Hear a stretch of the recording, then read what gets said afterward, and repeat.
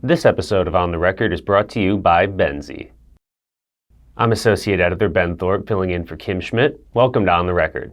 This episode will kick off 2023, which is On the Record's 10th year of broadcasting. From everyone at Farm Equipment and Ag Equipment Intelligence, we want to thank you for trusting us to deliver your ag equipment news for the last decade. Now here's a look at what's currently impacting the ag equipment industry.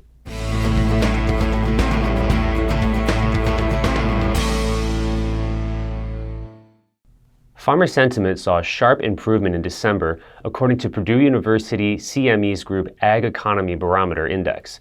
The monthly reading rose 24 points to 126 in December. December sentiment reading was the most positive of 2022, just barely eclipsing the February index value.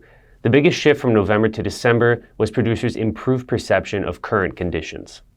A recognition among producers that farm financial performance in 2022 was stronger than expressed in previous surveys was likely the primary reason for the improvement in the current conditions index.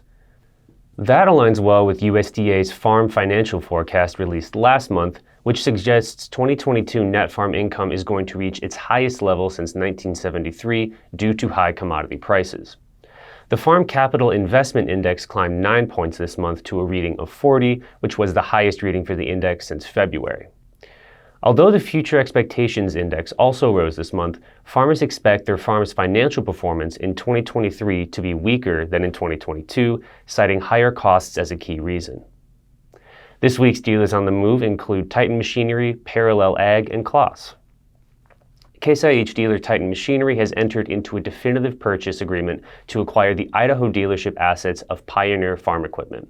The deal includes 5 full-line Case IH ag dealerships located in southeast Idaho. Effective January 1st, Ag Solutions Group and Livingston Machinery rebranded as a unified company. Both businesses will officially be recognized as Parallel Ag. 13 stores across the Midwest will adopt the new identity. Claas recently broke ground on a new company-owned retail operation in western Kentucky. An aggressive timeline calls for a service team and parts facility to be in place before the 2023 fall harvest, while permanent full-service facilities are constructed. Ag Revolution will continue to provide service during the transition as well. Now here's Noah Newman with the latest from the Technology Corner.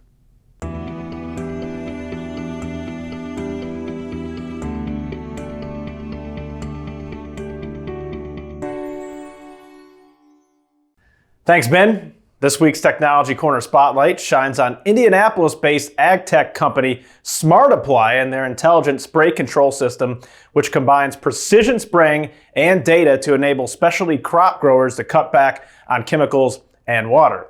Now, according to a decade's worth of research at various universities, the system reduces chemical and water use by 50% on average, with up to 93% less chemical runoff and 87% less airborne drift. How does it work? Well, it uses LiDAR to detect the presence, size, and density of trees and vines. Each nozzle of the sprayer is controlled by pulse width modulation that automatically adjusts spray volumes to multiple zones of individual plants. It stops spraying when no plants are detected. GPS tracking is used for exact speed and map location. Using the system's Android tablet, farmers can adjust settings and chemical applications to automate the spraying process. Now, there is also an option to switch over to manual spraying if need be. SmartApply captures data such as chemical volumes applied, speed, chemical savings, tree vine counts, and operator performance. That data is then uploaded to the cloud and archived, so farmers have the option of seeing it whenever they want, or they can integrate their data with the Deere Operations Center. Sold as a kit, the system is compatible with virtually all air blast sprayers. It's currently available through 24 authorized dealers with more than 320 locations around the world. They're in the process of recruiting more dealers, and the company hopes 2023 is their breakthrough year. In the Technology Corner, I'm Noah Newman. Back to you, Ben. Thanks, Noah. On December 15th, John Deere filed its 10K annual report with the SEC, which includes details about the manufacturer's operations outside its normal earnings report press releases. According to the filing, as of October 30th, 2022, John Deere's backlog of orders was valued at around $9.7 billion for its production and precision agricultural segment. At the same point in 2021, Deere said its backlog was valued at $9.6 billion.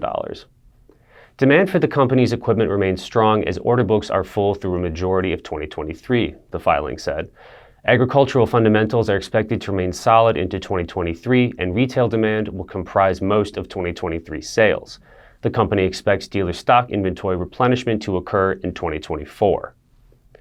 After 2 years of declining research and development spending, John Deere reported over $1.9 billion spent on R&D in 2022, a 21% increase from $1.59 billion spent in 2021. For its production and precision agricultural segment, John Deere's 2022 U.S. net sales came in at almost $11 billion, a 34% increase compared to 2021. Canadian sales in this segment were up 63% to $1.4 billion. Since 2019, John Deere's production and precision agricultural segment net revenue in Canada has grown 106% versus the 62% growth seen in its U.S. sales. According to the latest edition of the Ag Equipment Intelligence Dealer Sentiment and Business Conditions Update, dealers are reporting that used equipment price increases have begun to slow. Although all equipment categories saw used price increases up year over year in November, some categories saw notable month-over-month declines in the rate of price increases. Used four-wheel drive tractor pricing showed the most notable month-over-month decline, recording a 4% year-over-year price increase versus a 9% increase in October. Used row crop tractor pricing was up 5% year-over-year in November, down from a 7% increase in October. On the used combine side, used price increases were up 2% year-over-year in November versus up 5% in October.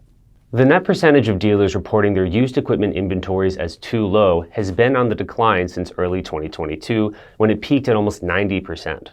In the latest update, a net 55% of dealers reported used equipment inventory as too low versus the net 51% who said the same in October. A net 28% of dealers said their used combine inventories specifically were too low in November. This week's data point is brought to you by the Dealer Success Academy. With heavy investments in research and technology since the early 1970s, Brazil has achieved significant increases in agricultural production without great expansion of land use. Favorable climate conditions allow farmers to grow 2 crops per year in a large portion of the nation, and grain yields have increased nearly 50% over the last 20 years. As always, we welcome your feedback. You can send comments and story suggestions to kschmidt@listenermedia.com. Until next time, thanks for joining us.